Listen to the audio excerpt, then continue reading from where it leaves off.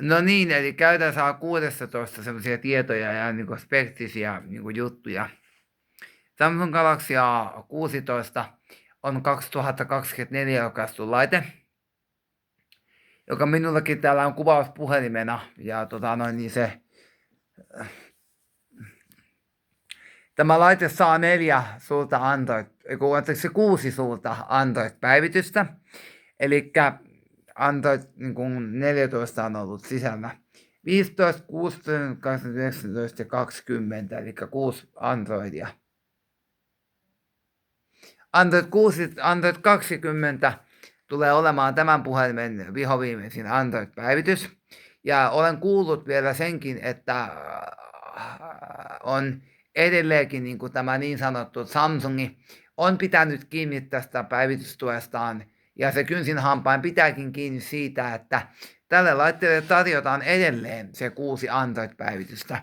Siinä niin kuin Samsungi haluaa olla niin kuin erottuvaksi, että tämä laite tulee saamaan ehdottomasti niin kuin 6 suurta Android-päivitystä. Android 20 tulee olemaan tämän laitteen ihan vihoviimeisin Android-päivitys. Ja sitten tämä tukee 25 wattista pikalatausta. Optimoitusti tämä on silleen, että tämä latautuu noin tunti 25-tunti 30 minuuttia on se arvioitu täyteen latauksen aika.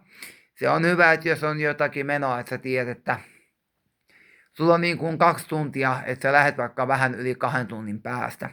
Ja akku ehtii hyvin täyteen. Ja huomio, näissä latureissa pitää ottaa se huomioon, että Samsungin puhelimissa näissä niin kuin oli se A16, A15, A14, niin nykyään ei enää sitä mötikkää tule mukana, eli se muuntaja pitää olla omakustanteisesti itsellään. Tai sitten, jos sulla ei ole Samsungin 25 wattista latausta ja A14 niin osalta sitä 15 wattin pikalaturia, niin se pitää ostaa sitten itse, koska Samsungin ei näissä enää nykyään toimita sitä mukana, eli se on pelkkä johto tulee ja muuntaja ei. Että se on niinku tavallaan oltava se itse tavallaan se niin sanottu muuntaja pitää olla omasta takaa, että kun se on vähän sillä tavalla, että Samsung on luopunut näistä. Esimerkiksi S8 mukana tuli muuntaja, mutta se siitä ei munat pois kokkelista.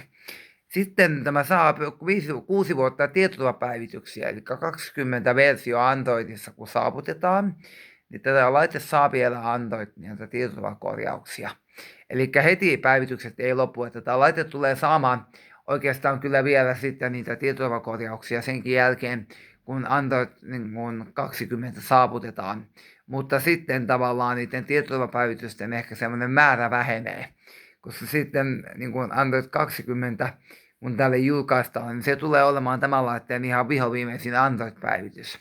Ellei nyt käy jotakin ihan radikaalia ja Google muuta suunnitelmiaan ja tarjoaa tälle enemmän.